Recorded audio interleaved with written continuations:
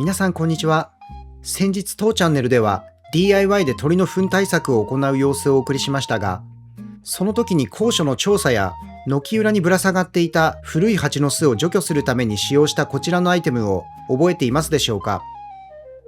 実はこれ DIY マニアの僕が考えて作った名付けてドラ吉棒と呼ばれるもので、先端パーツを交換することで高所の様々な用途に対応できる便利ツールです。この動画の内容を先にお話ししておくと、まずはこの伸縮スピードと持ち運びに便利なドラ吉棒1、そして後半には組み立て式で棒がしならず作業性に特化したドラ吉棒2の作り方をご紹介しようと思います。このドラ吉棒でできることはざっくりこんな感じです。このツールは一般の方だけでなくプロの設備業者さんにもガチでおすすめなので、今日の動画もぜひ最後までご覧ください。はい、というわけで最近ちょっとねマニアックなネタが多いから刺さる人も少ないかもしれないけど、これがね最近僕が作った中ですごいね生活に役立ったアイテムなんで、ちょっとね動画で紹介しようかなと思って回してるんですけど、まずこれ何かっていうと、これがねこんな風にめちゃめちゃ伸びて、でこの先にねいろんなものを取り付けて、例えば高所の検査だったり、あとは山菜取りとか、それから外壁にへばりついたつるとかをね除去するのにすごい使えるんですよ。でこれ自体が何かっていうと、これはね噴霧器の延長ロッドで、もともとねここに管が通ってて、で噴霧器を接続してこの先端から、薬剤とかをね噴霧するためのアイテムなんですけど、それの中のホースを引っこ抜いたものがこちらになりまして、でこの先端についてるこの銀色のパーツは後で自分で購入して取り付けたネジの径を変換するためのパーツなんですけど、この先に何を取り付けられるかっていうと、ちょっとねいろいろ買ってあるんでお見せしたいと思うんですけど、はい、例えばねこういうものを先端に取り付けられるんですけど、これね一つ数百円で買ったもので、例えばこれなんかはフォークになってて、使い方としては外壁の高いところにこびりついたつるとかを引っ掛けて取るのに便利で、でこれなんかはね、もともとこれはね海釣りで釣った魚を引っ掛けるためのフックなんですけど、これがね高いところの山菜、例えばタラノキなんてね3メーター4メーターって伸びちゃうと自分ではなかなか取れなかったりするんで、そういうねちょっと大きいタラノキの方がね上についてる芽が大きく育って美味しかったりするんですけど、それがねこういうのを使うと木の下にいたまま木を曲げないで安全に取れるという感じなんですよね。でこれなんかはね、例えばちょっと高いところにね洗濯した洋服を干すのにハンガーをこうやって引っ掛けてかけたりとか、そういうのに使うのに便利で、あとこういうのもね何か高いところのものを引っ掛けて取ったりするのに便利なんですよね。ただこれあくまでも僕が応用して使ってるっていうだけのことで、例えばこれとかこれなんてちょっと先っちょがね尖ってるんで、そういうのが気になる場合は、自分でグラインダーとかで削れば丸くできるんで、そうすれば外壁にへばりついたつるなんかを取るのにも外壁を傷つけづらくなるんで、そんな感じで使うと便利ですね。でこの網なんかは例えば高いところの木の実とかそういうのをね取ったりするのに便利かなと思ってまだ使ってないですけど、みんなこれネジで接続できるんで、であとこっちがねちょっと高いところの検査、これもこうやって先端に取り付けて、これなんかはスマホホルダーですね。スマホをこうやってロックして動画モードにしたりして、高いところをちょっと撮影して、で記録した映像を下でねすぐ確認したりするのに便利で、でこっちはこれ GoPro のマウントですね。GoPro ってこうやってねこんな感じにマウントがついてて、こうやってロックして GoPro の撮影ができると。このスマホの場合はね、これは挟み込むタイプなんで、高所で使う場合はちょっとかなり注意なんですけど、落っことしちゃったらスマホを壊しちゃうんでね。ただ一応これはしっかりねこっちでギューって閉じてからここでロックができるタイプなんで、で下も押さえてるんで落ちづらいことは落ちづらいですね。でスマホならライトで照らしながらちょっと暗いとこでもね撮影ができたりするんで、便利なんですけど、もっと安心して使いたい場合はこういう GoPro とかねアクションカメラ系だったらしっかりネジでロックできるんで、まず普通に使う分には外れることはないという感じですね。で高所の例えば軒下とかを検査するのにこの後ちょっとやろうと思ってるんですけど、そういうのに使うのにすごい便利なアイテムですね。でこんな感じでねアイデア次第で先端のパーツを交換することでいろんな用途で使うことができるんですけど、さっきも言った通りねそういう道具じゃないんで、これあくまでも僕がこうやって応用して使ってるだけなんですけど、これがねちょっとかなり便利で、これね、一般の DIY が好きな方はもちろんだけど、例えばね、住宅関係の業者の方もね、僕これすごいおすすめなんですよ。設備屋さんなんかはね、高い脚立立てなくても下からいろんな高所の検査ができたりするんで、今からこの作り方ともう一本別のタイプのドラ吉棒2をね、この後実際に作ってみたいと思うんですけど、まずはこちらですね。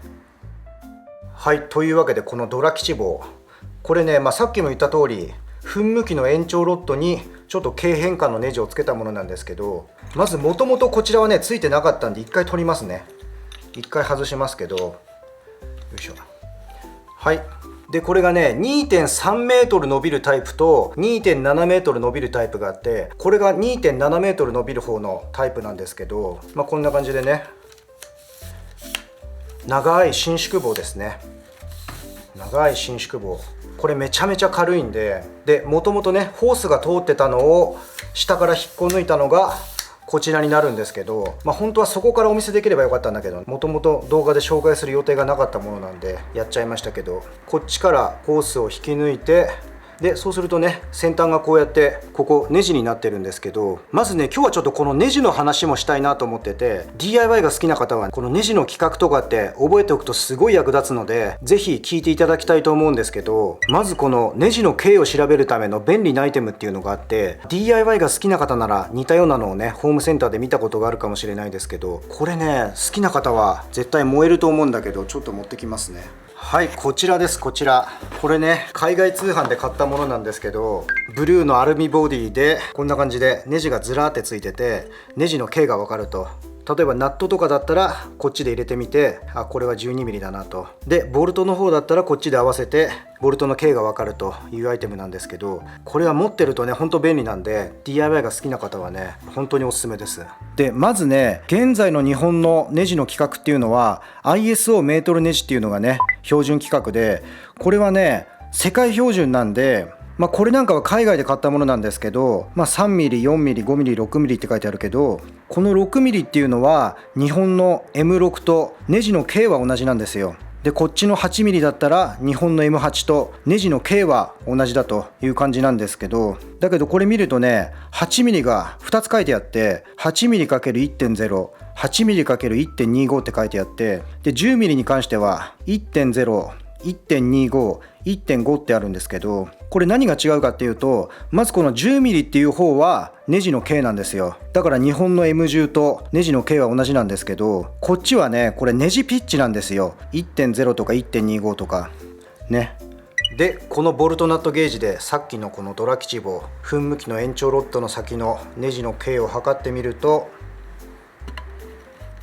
これ先にね正解のとこやっちゃうけど 14mm×1.5 っていうところがこれで適合するんですよね。でちなみになんですけど、例えばさ 10mm でもさっき言った通りこれ3つあるじゃないですか。じゃあこれ 1.5 のネジがこっちで合わないかっていうと、これ互換性がないからね合わないんですよ。合わないけどちょっと注意してほしいのがね、最初の一山二山がちょっと入っちゃったりするんですよ。ですぐにそこで詰まっちゃって入らなくなると。でそれを無理やりこうやってね入れちゃうとネジがね変な切り方しちゃっておかしくなっちゃうんで、軽くこうやって回してみて途中ですぐグッて詰まっちゃったらそれは合ってないということなんで、他のネジピッチのところに入れて適合するネジを調べるという感じですね。でとりあえずこれは 14mm の 1.5 であったんで 14mm の 1.5 なんですけど、こっちのねさっきお見せしたこういうパーツ、これ実はね M8 なんですよ。 M8 の 1.25 ですね。でこれをね 14mm に変換したいわけなんですよ。このままだと入んないんでね。しかもこれオスオスだから余計入らないんで、なのでまずは、いきなりこの 14mm を 8mm に落とせたら一番いいんですけど、なかなかそういうのがないので、これもね全部海外で買ったものなんですけど、これがね 14mm から 10mm に落とすんですよ。この 14mm がここにこうやってねじ込むことによって先端が 10mm になると。先にこっちで試した方がよかったか。これがねこんな感じで 10mm×1.5 になりましたね。日本の M10 とぴったり同じ感じですね。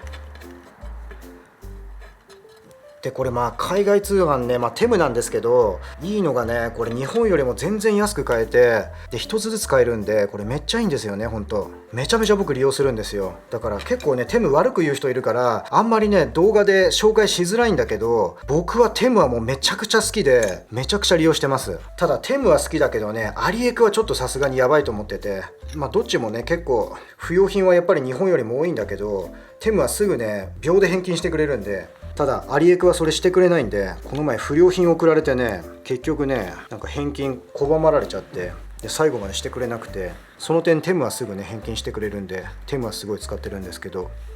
こんな感じで 14mm のネジがこれで 10mm のオスになりました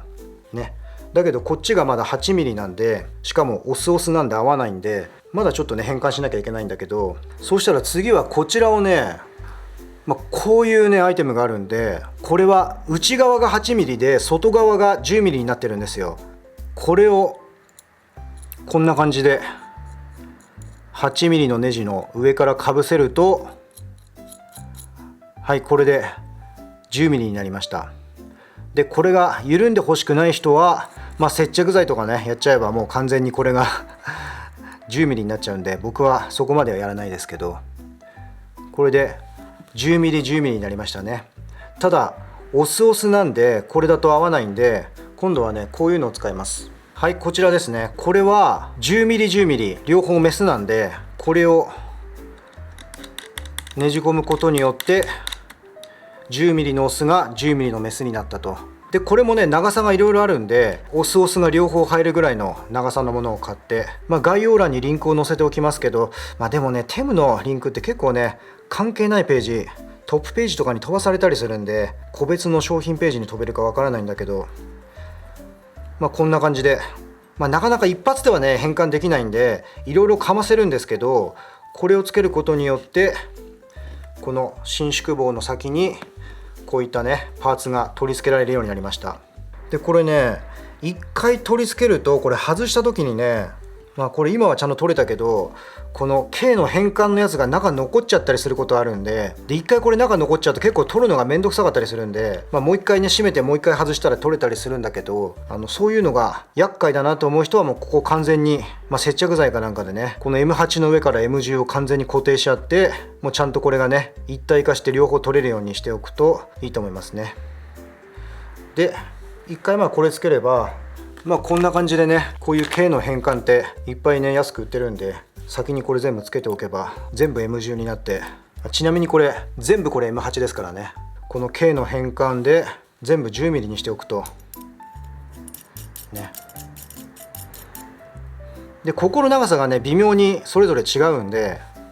これもねいろいろ長さが選べるから、それがほんとねテムのいいところで、1個ずつね注文できるからね。はい、これでこの先端パーツは全部 M8 から M10 になったんで、これで固定ができるようになったという感じですね。でこれがねちょっと妻の家でもあったんだけど、下で朝顔を育ててたらね、朝顔ってつるじゃないですか。でどんどんね隣にあった排水パイプを登っちゃってね、であっという間に高いところまで行っちゃって、でしまいには妻自分で取れなくなっちゃってでそんな時にね僕がこれ持ってたんで、これで下から安全に脚立も使わないでね引っ掛けて取ってあげたんですけど、これねあると本当にいろんなことに使えるんで、是非ね皆さんこれ作っておくといざという時にね役立つかもしれないですね。で問題はこっちなんですよ。こっちこのカメラを固定するためのアタッチメントの方なんですけど、さっきね日本のネジ規格は ISO のメートルネジがで、それは世界的にもね標準の規格だっていうことをお話ししたんですけど、このねカメラの世界においてはこれちょっとね特殊で、基本的にカメラのネジっていうのはメートルネジじゃなくてインチ規格なんですよ。それで使われてるのがね4分の1インチと8分の3インチ、まずこのどっちかなんですね。例えばこれカメラの三脚ですけど、こういうところについてるのが4分の1インチで、こういうねこれ雲台っていうんだけど、雲台を直接固定する、こういうちょっと大きめの三脚のこの部分はみんなこれ8分の3インチネジですね。ちょっと大きめのネジが8分の3インチで、こういうところのちっちゃいネジが4分の1インチネジ。これがちょっとねホームセンターで売ってるようなネジの規格とはちょっと違うので、そこは要注意で。だからこういうところにこういうカメラのマウントを固定する場合っていうのは、これは普通のネジの規格とはもう合わないんで、ここがちょっとね説明しないと多分一般の人わからないと思うんだけど、それもね海外の通販でやっぱ売ってたんで、これがこっちの細い方がカメラネジの4分の1インチネジで、こっちはねメートルネジの M 銃なんですよ。カメラネジを M 銃に変換してくれるのこれ。だからこれを使えばね、こういうカメラのマウントなんかをこっちの M 銃で固定できるんで、はい、これで先端にスマホの固定ができるようになりました。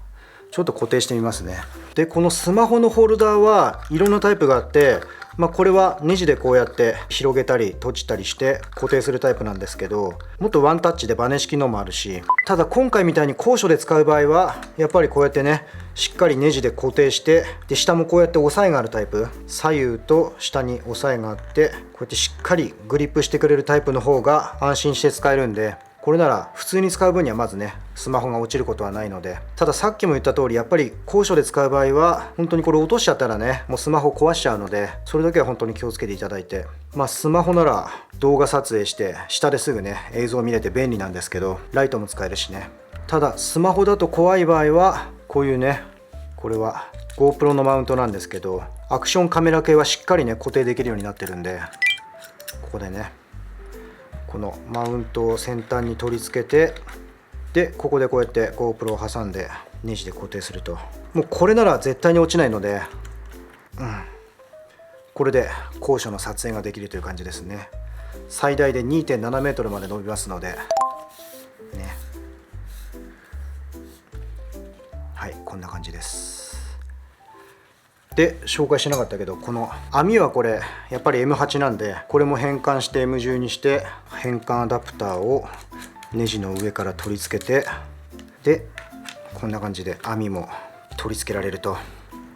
これで高いところの木の実とか、うちなんかもね梅の木があるので、なんならねもうちょっとちっちゃい網探せばもっと細いところでもね差し込みできるんで、ちょっとねこれネジが長いから上ネジが出っ張っちゃいましたけど、こっちをもっと長いものにすればねしっかり先端まで入るんで、そんな感じでネジの径の変換をすればいろいろ便利に使えるということですね。ただこっちのドラ吉棒1の方は簡単に伸縮できて 2.7 メートルまで伸びて、でめっちゃ軽くて持ち運びに便利ですごくね使い回しがいいんですけど、これ1点欠点があるのが、ちょっと外でお見せしようかね。電線がいっぱいあるから上気をつけないといけないんだけど、どれくらい高くまで伸ばせるかっていうと、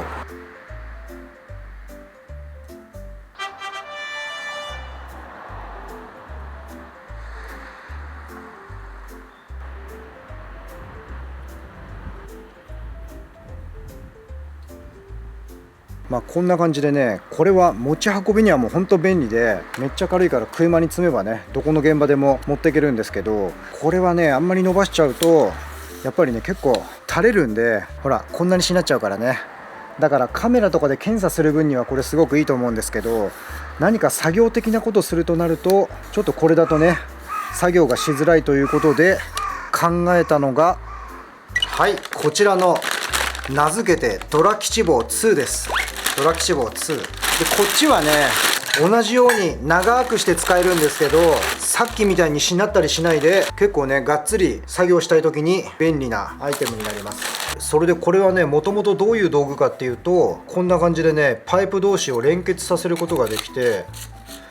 これもねすごいめっちゃ軽いんですよ。でこれどんどん連結させて、最終的にねこの先端のネジでほうきを取り付けて、で高いところのホコリを払ったりとかクモの巣を払ったりすることのできるアイテムなんだけど、これを応用してこの先端にさっきのこういうアタッチメントを取り付けられるようにして、ドラ吉棒2をねこれから作ろうかなと思ってます。で実際にその過程をね今からお見せしたいと思うんですけど、まずこの、最初から先端にねこれネジがついてるんですけど、このネジはあまりにも大きすぎてこれしかつかないんで、これとこのネジはもう全然径が丸き違うので、これをどうやって接続させるかっていうと、こういうパイプにねネジのメッサ穴を作れるっていう便利なアイテムがまたありまして、それがね先にお見せすると、こちらなんですよ。こちらでこのパイプがね、これ測ったら径が 22mm なんですよ。 22mm で、これがね 22mm のパイプに M8 のメスを作れると、そういう便利なアイテムで、例えばね、もうこれに取り付けちゃえば、ほらこんな感じでもう M8 のメスがね取り付けられたことになるんですけど、ここだとちょっとダメなんで、これはこっち側の接続なんで、最終的にここにつかなきゃいけないということで、ちょっと実際にじゃあ作業をやってみますね。というわけで、この一番先端のパーツ、これだけ先端にネジがついてるんだけど、これはこれで残しておいてもいいんだけど、これじゃないとこのほうきは使えないからね。だけどうちでは今のところね、あまり高所のほこり落としとかでこういうのを使いたいと思ったことがないので、今回はこれを切断して、ここにねさっきのパーツを取り付けたいと思います。でこれね、一応かしめてあるんで、無理にこじっても変形しちゃうからね、先端切っちゃいますね。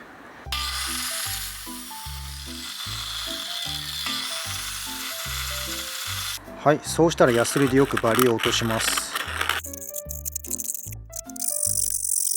そうしたらこちらのパイプに先ほどのこのアイテムを取り付けます。でちなみにこれは 22mm のパイプ用ですけど、サイズはいろいろありますんで、このパイプじゃなくてもね、これは取り付けできますので、これは先端にかぶせて押し込んで入れるだけ。いきますよ。でちょっとねハンマーで叩けば、よし入りました。おお、かなりしっかり入りますね。こ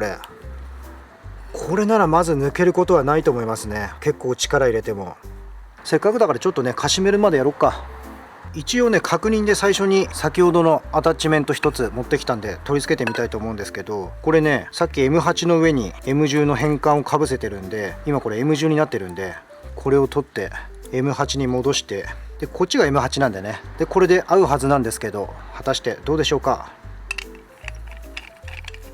はい、しっかり入りましたほらこっちの棒にも先ほどのアタッチメント全部取り付けできますね。だから僕ね、こっちは接着剤とかで固めなかったんだけど、これを使わない人はこの M10 の変換は接着剤で完全に固定しちゃってもいいんですけど、両方使う場合はこれはね固定しないで M8 としても使えるようにしておけば、こんな感じで固定できます。ちなみにこっちはね M10 がなかったんでこれ使いましたけど、M8 ならねこれも M8 なんで入るんで、これで使えばさっきみたいにしなったりしないと思うんで、このままでもねまず外れないと思うんだけど、完全にかしめちゃいます。でかしめ方はね、なんかかしめ工具持ってればいいけど、なければこういうタガネとかでね上からちょっと潰してあげれば、ちょっとクランプで締めようか、動いちゃうかもしれないから。はい、クイックバークランプを持ってきたんですけど、これで左右から締めちゃえばもう動かないんで、よし。で隙間なく密着してるのを確認して、タガネを当てて上からちょっと叩くと、はい、反対側も。で気になるようだったら何箇所かやっておけば、はい、これで OK ですね。これでもう全く抜けなくなりました。はい、じゃあ一回全部パイプをつなげてみますね。これは回すだけなんで、一回回したらもう絶対抜けないんで、だからこれもねさっきのやつよりは組み立てに少し時間かかりますけど、バラバラにして持ち運びできるんで、車でもね運べますし、でとにかくこれね見た目よりめちゃめちゃ軽いんで、これは女性でも全然使える感じですね。はい、接続できました。これぐらいの長さあれば十分だと思うけど、もっと長くしたい場合はもうワンセット買えばねいくらでも継ぎ足しできるんで、これは本当に便利ですね。で先端に M8 のネジ穴がついたんで、ここにせっかくなんで一番大きいフォークを取り付けてみようか。これは 10mm の変換がついてるんで、これを外して、で M8 と M8 にしてねじ込むと、こうしたらほら、さっきのドラ吉坊1はちょっと心もとなかったけど、こっちはもうねしなったりしないんで、結構がっつりめの作業でも使える感じですね。ほらこれはいいわ。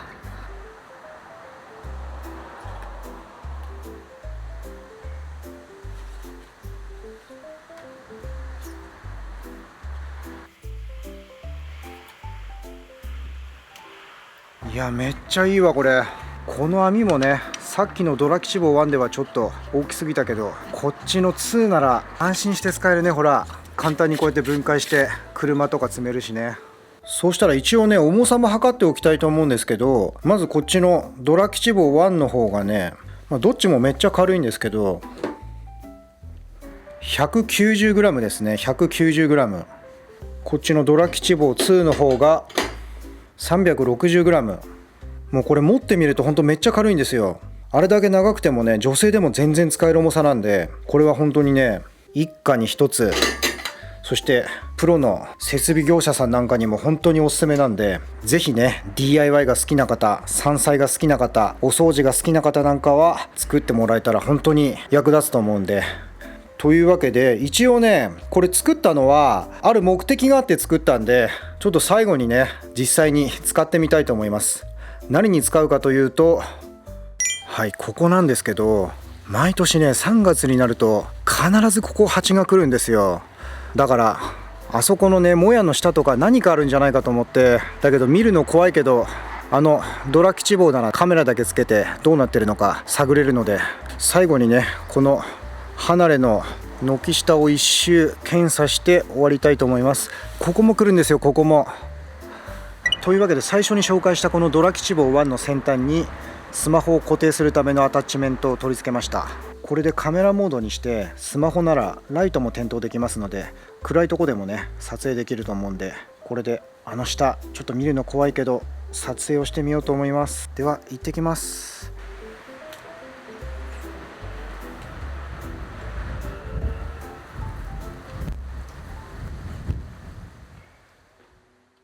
そしてこの時に撮影をした映像がこちらです。